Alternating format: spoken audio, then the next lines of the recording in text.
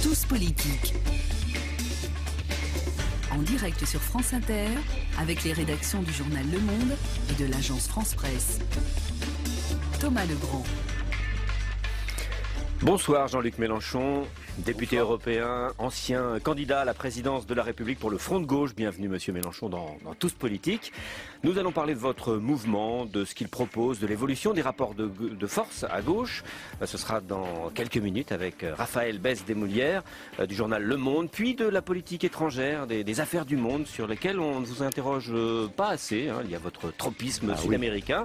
On va tenter de réparer ce manque avec Philippe Massonnet de l'agence France Presse. Les internautes, les tweetos pourront aussi réagir, vous poser des questions dès maintenant d'ailleurs sur Twitter, #TousPol ou sur lemonde.fr. Tous politiques, une émission à suivre en direct sur France Inter et aussi en images sur franceinter.fr, lemonde.fr et afp.com. Mais nous allons commencer, Jean-Luc Mélenchon, par quelques questions d'actualité politique. Et ce week-end, l'actualité politique, c'est le congrès du Parti Socialiste à Toulouse. D'abord, est-ce que vous avez une petite once de nostalgie? Vous avez vécu des congrès socialistes. Est-ce que vous n'auriez pas aimé porter votre voix, votre différence au congrès de Toulouse? Ou alors ce divorce est-il consommé? Oui.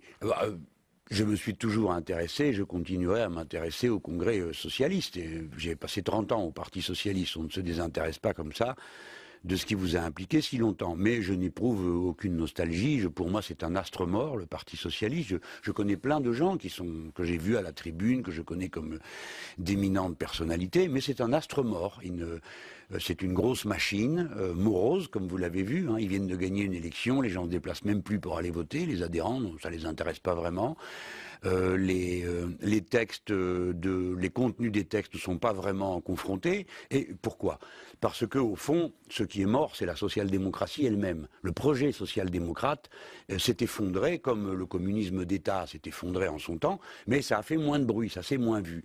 Et on a moins fait attention au fait que des Blair, des Schröder, puis le paroxysme qu'a été Papandréou en Grèce, Premier ministre de la déroute, ne résistant pas une heure face à l'assaut de la finance et en même temps président de l'Internationale socialiste. Il a gagné les élections présidentielles, le social-démocrate, voilà. Alors, le candidat social-démocrate quand même. Oui, mais pourquoi faire? C'est la question qui est posée aujourd'hui pour des gens comme moi. Moi, j'étais sans illusion, on en parlera tout à l'heure. Mais regardons bien cette scène. Au fond, au pire moment de la pire crise du capitalisme, la gauche et le camp progressiste, ou supposait-elle, perd toutes les élections sauf une en France. Et que fait-elle de cette victoire? Quel est le chemin que l'on propose à toute l'Europe et à l'humanité tout entière qui regarde? Parce que les Français exercent une espèce de fascination sur le reste de la gauche dans le monde, qui est quelque chose d'incroyable, à savoir et à vérifier, qui nous donne une grande responsabilité. Et que fait-on de cette position avancée, de cette ouverture pour dire un autre monde est possible? Non. Rien.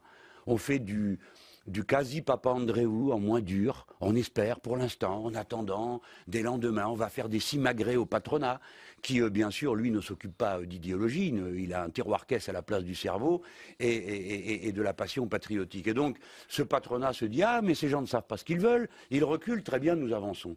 Et donc, nous sommes dans la situation au jour où nous parlons, absolument incroyable, où il y a un congrès du Parti Socialiste absolument morose et quasi subclaquant, derrière une victoire électorale, et le même jour, 98 patrons disent, de grandes entreprises ont le culot de dire, et maintenant il faut passer à la caisse. C'est la une ce matin du JDD. Du Voilà. JDD, c'est une Les patrons qui disent c'est plus possible. Absolument invraisemblable comme retournement de rapport de force, c'est-à-dire exactement ce que je leur avais reproché. Si vous ne faites rien quand vous gagnez les élections pour marquer votre territoire et dire maintenant voilà en quoi va consister notre priorité, et notre priorité normalement à nous, gens de gauche, c'est que nous pensons que le progrès économique résulte du progrès social et non l'inverse. On y reviendra tout à l'heure quand on parlera des rapports de force ça, à gauche. c'est la photographie c'est vrai que que vous m'aviez demandé. C'est vrai, les patrons qui sont intervenus ce matin dans le JDD pour dire ce que vous venez de dire, on les entend. Voilà. Vous n'étiez pas invité, le parti de gauche n'était pas invité au congrès du Parti socialiste. C'est pas habituel, ça? Pourquoi je pense, le PC était invité. Le Parti communiste a été invité. Nous n'avons pas été invités. Je pense que c'est une marque de sectarisme qui ne grandit pas ceux qui s'y pratiquent. Moi, j'invite les socialistes qui sont intéressés à venir observer le congrès du parti de gauche à venir. Ça se passera en mars. Nous ne pratiquons pas le sectarisme et nous croyons qu'il faut toujours être capable de parler. Bon, alors il y a des moments où ça sert à rien. Moi, je leur demande rien. Ils font ce qu'ils veulent, ils font comme ils veulent. Je ne me sens pas concerné par leur carton d'invitation présent ou absent. Mais je le pointe. Je vais leur dire, ce que vous faites est absurde. Et de plus ridicule. Parce que depuis le premier jour, il n'y a pas eu de victoire de François Hollande. C'est-à-dire, il n'y avait pas d'échec de Nicolas Sarkozy possible sans le Front de gauche. Nous nous sommes jetés dans la bataille du deuxième tour, où il fallait éliminer, nous avons éliminé Nicolas Sarkozy, nous y avons amené 4 millions de voix, et François Hollande n'a gagné qu'avec 1 million de voix. Je ne lui en fais pas le reproche à lui. Ça devrait être un signal pour lui de se dire, la société française n'était pas si mobilisée qu'il pouvait le croire autour de sa personne, parce que ce n'était pas une affaire de personne. Donc, depuis le jour où il a été élu, son obsession aurait dû être de dire, comment je fais pour élargir la base qui permet au peuple français de se reconnaître à travers le projet de gauche. Certainement pas en faisant une politique comme celle qu'on a sous les yeux. Donc depuis, il n'a fait qu'effriter. Il s'en est pris à nous, bof. Il y a quand même eu au Congrès des voix plus à gauche bien sûr. Qui se sont exprimées, Gérard Filoche, d'autres. Comment vous jugez? Est-ce que ce sont vos correspondants au PS? Est-ce que vous avez des rapports avec eux? Bien sûr qu'on a des rapports avec eux. C'est Emmanuel Morel qui a pris la tête de ce courant. Oui, mais à un moment donné, il faut nommer les courageux. Tous ceux qui font des gargarismes, se vendent à la presse comme étant des courants de gauche et qui ne sont pas là le jour de la bataille, pardon de dire, ceux-là, ils ne comptent plus dans la partie. Ils comptent donc ceux qui se comptent, qui disent voilà quelles sont nos idées, qui loyalement, là, vous voulez parler comme je l'ai fait. Vous voulez parler de qui? Oui, d'Arnaud Montebourg? Non, je parle d'Henri Emmanuelli et de Benoît Hamon, qui se sont lamentablement dégonflés, alors que leur participation autonome à ce congrès, s'ils avaient affirmé les idées de gauche dont ils sont en quelque sorte les héritiers dans ce parti. Oui, écoutez, moi aussi j'ai été ministre et au congrès de Grenoble du Parti Socialiste, je me suis compté sur un texte différent de celui de Lionel Jospin. La tradition, c'était qu'on assumait ses idées. Hein. La servilité est une trouvaille nouvelle. Bon, donc eux, ils auraient dû faire campagne. Pourquoi ? Moi, j'en ai rien à fiche de leurs histoires internes du Parti Socialiste, c'est pas mon sujet. Mais s'ils avaient adjoint leur force à celle d'Emmanuel Morel, eh bien, ce matin, on pourrait dire, la gauche du parti fait le quart de ce parti. Donc, il faut maintenant se poser la question de savoir... représente Benoît Hamon. Mais pas du tout. Mais vous vous trompez absolument. Emmanuel Morel ne représente pas Benoît Hamon, il se représente lui-même. Car lui a eu du courage avec Marie-Noëlle Lienemann et les autres.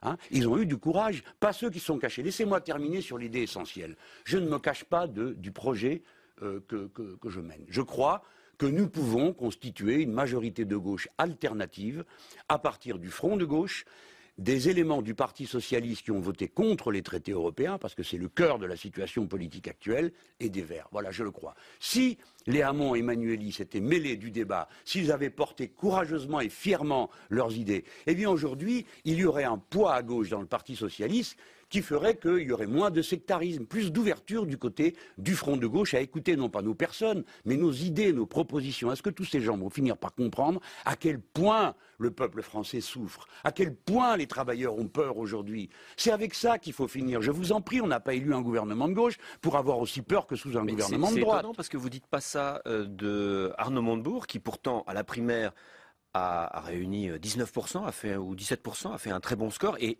c'est lui qui représentait en dernier cette position que vous voyez, lui aussi, Arnaud Montebourg, quel est votre jugement? Il aurait dû lui aussi avoir le courage d'aller se compter, de présenter les idées qu'il avait défendues pendant la primaire, mais enfin... Il les défend sur le terrain ou pas? Bon, écoutez, je ne vais pas me mêler de ça plus avant, parce que ça ne m'intéresse que très médiocrement, je ne veux pas faire semblant de me passionner pour cela, ce n'est pas le cas. C'est bien pourquoi je vous dis c'est un astre mort. Il ne sortira rien de là-dedans, parce que tout le monde est pris dans des combines d'appareils, et quand vous avez quelques petits courageux dans un coin, que font-ils? Ce qu'ils peuvent, comme ils viennent de le faire, autour d'Emmanuel Morel. Mais enfin, je sais lire les chiffres.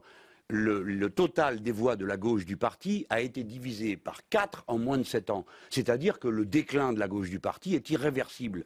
Tant et si bien que ça ne sert à rien d'en attendre quelque chose. Il faut attendre du Front de gauche, qui lui est un rassemblement de 9 organisations politiques de la gauche, qui a fait la démonstration en organisant la première et la plus puissante manifestation qu'on ait jamais vue dans notre pays contre l'Europe. On y reviendra. On y reviendra, mais je la mentionne maintenant. Oui, comment vous expliquez, Jean-Luc Mélenchon, par exemple, la très grande popularité que semble avoir Manuel Valls, l'aile droite du Parti socialiste, et au milieu de cette ambiance très impopulaire pour le gouvernement, c'est le seul qui tire son épingle du jeu. Comment vous expliquez ça?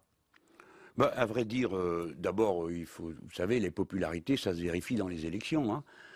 Donc attendons de voir. Mais en attendant, il y a quelque chose qu'on peut dire, c'est que la pratique de Manuel Valls n'arrange pas les affaires.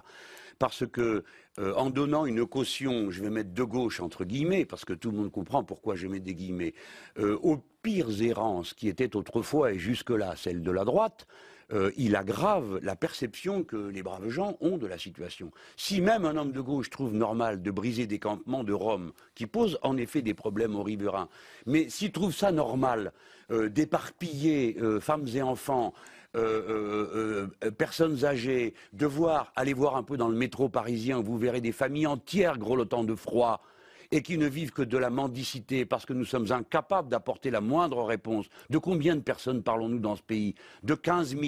Alors, la 6e puissance économique du monde n'a rien d'autre à dire à 15 000 malheureux que nous détruisons vos campements, nous piétinons les jouets, nous arrachons les enfants des écoles. Enfin, c'est une honte pure et simple. Est-ce que le fait qu'il soit populaire veut dire que le centre politique, enfin le centre d'équilibre politique de la France se droitise? Alors ça, c'est ce qu'ils disent eux. Mais la France ne rentre pas dans les catégories traditionnelles, oubliez ça.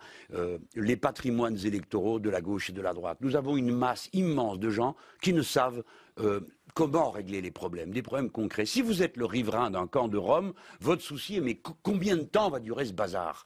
Et si vous êtes un Rom, vous vous dites mais est-ce que je vais encore être là demain? Est-ce que les gosses qui sont allés à l'école, enfin parce que c'est pas souvent le cas, et il faut se battre, vont à l'école? Et nous, notre intérêt, c'est qu'ils aillent à l'école, et c'est qu'on essaye de régler ces problèmes, et qu'on fasse en même temps le règlement des problèmes pour eux et pour d'autres. Le pouvons-nous ou pas? Je dis solennellement oui, nous le pouvons. La violence que nous utilisons n'est pas la bonne méthode. Où sont ces gens dorénavant? Et combien d'autres qui aujourd'hui sont morts de peur de se faire expulser, de ne plus avoir de travail? Je ne parle pas là des Roms, je parle en général. Ben, les méthodes de violence, de brutalité, le scrogneux et le coup de menton, cela a toujours satisfait des tas de gens, et bien ma foi, qui ne voient pas plus loin que le bout de leur nez. Mais une société ne peut pas vivre durablement dans l'oppression des uns par les autres, dans la domination et la violence. Cela ne dure pas. Et vous verrez que ça ne durera pas non plus en France. Dans l'actualité politique du moment, il y a aussi la compétition.